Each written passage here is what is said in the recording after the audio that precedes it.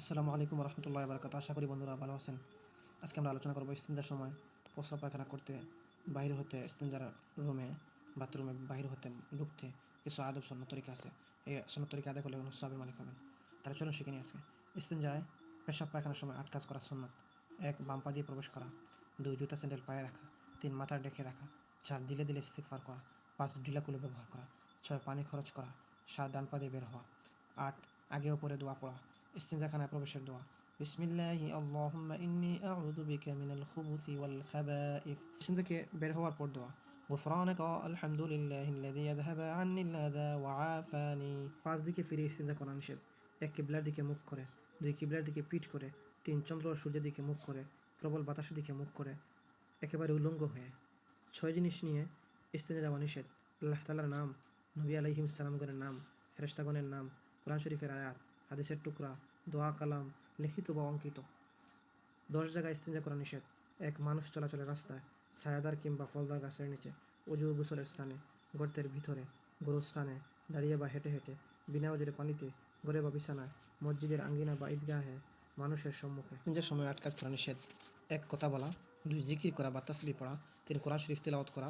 4. সালাম দেওয়া। 5. সালামের উত্তর দেওয়া। 6. খাওয়া ও পান করা। 7. মিসওয়াক করা। 8. কোনো কিছু পড়া বা লেখা। ইস্তেঞ্জায় 10 জিনিস ব্যবহার করা নিষেধ। 10 জিনিস ব্যবহার করা নিষেধ ইস্তেঞ্জার সময়। 1. হাড্ডি বা কয়লা, কাগজ, কাঁচ, গাছের কাঁচা পাতা, খাদ্যদ্রব্য, শুকনো গোবর, জমজমের পানি, ডান হাত দ্বারা ব্যবহৃত লীলাপ দিয়ে পুনরায় ব্যবহার করা। ইসলাহ।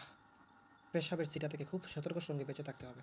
কারণ হাদিস শরীফে আছে অধিকাংশ সময় কবরের আযাব পেশাবের চিটা থেকে সতর্ক না থাকার কারণে হয়। পেশাব পায়খানা নির্মাণের ক্ষেত্রে এমনভাবে নির্মাণ করা চাই যাতে করে পেশাবের চিটা শরীরে জমা না বসতে পারে। পেশাব করার জন্য নরম বা ঢালু জায়গা খুঁজে নিবে যাতে পেশাবের চিটা শরীরে না আসে এবং মাটি তা শুষে নেয় বা গড়িয়ে যায়। পেশাব পায়খানা কতিপয় আদব। 1. পেশাব পায়খানা ব্যাগ থাকলে উজু করার আগেই তা সেরে নিবে। পেশাব পায়খানা ব্যাগ চেপে রাখা উচিত নয় এবং এমত অবস্থায় নামাজ পড়া মাকরুহ। 2. পেশাব পায়খানার চাপ অনুভব করতে হলে ডেলা কুলুফ বা বদনা জাতীয় পাত্রে কিছু পানি নিয়ে ইস্তেঞ্জাখানায় বা কোনো আড়াল জায়গায় গিয়ে প্রয়োজন সারবে। 3. বসে পেশাব করবে। অপারগতা ছাড়া কখনো দাঁড়িয়ে পেশাব করবে না। বসার সময় জামা কাপড় রীতিমতো ঠিক করে নেবে যেন তাতে নাপাকি না লাগতে পারে। বসার কাছাকাছি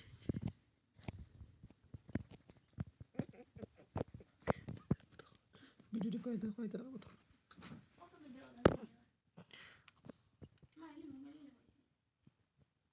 4. বসার সময় জামা কাপড় রীতিমতো ঠিক করে নেবে যেন তাতে কোনো নাপাকি না লাগতে পারে।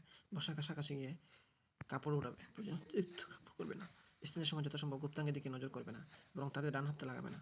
পুরুষের পেশাব করা শেষ হলে বাম হাতে গুপ্তাঙ্গের মাথায় ঢিলা ধরে নিজের স্থানে উঠে বসা এবং প্রয়োজনে একটু হাঁটাহাঁটি ব্যবহার করবে। তারপর পেশাবের নির্গম বন্ধ হওয়া নিশ্চিত হলে পানি ব্যবহার করবে। কুলুপ ব্যবহৃত অবস্থায় কারোর সঙ্গে কথা বলবে না, বরং জনসম্মুখে হাঁটাহাঁটি করবে না। ডান হাতে পানি ডেলা, বাম হাতে সুচ কর্মশালা করবে। কুলুপ ব্যবহার না করলে পেশাবের ফোঁটা কাপড় চোপড় নাপাক হয়ে যেতে পারে এবং পেশাব নির্গম বন্ধ হওয়ার আগে উজু করলে উজু সই হবে না। কাজে এরকম উজু নিয়ে নামাজ আদায় করলে তা সই হবে না। উল্লেখ একান্ত কারণ নিকট কুলুফ না থাকলে কিছুক্ষণ বসে নাড়াচাড়া করবে এবং কয়েকবার কাশি বা খাকার দিয়ে পেশাবের নির্গম বন্ধ হওয়ার পর নিশ্চিত হয়ে গেছে পানি ব্যবহার করবে। 11. মহিলাদের জন্য পেশাব করে কুলুফ নেওয়া জরুরি নয়, তারা শুধু পানি ব্যবহার করবে, তবে পায়খানার পর অবশ্যই কুলুপ ব্যবহার করবে।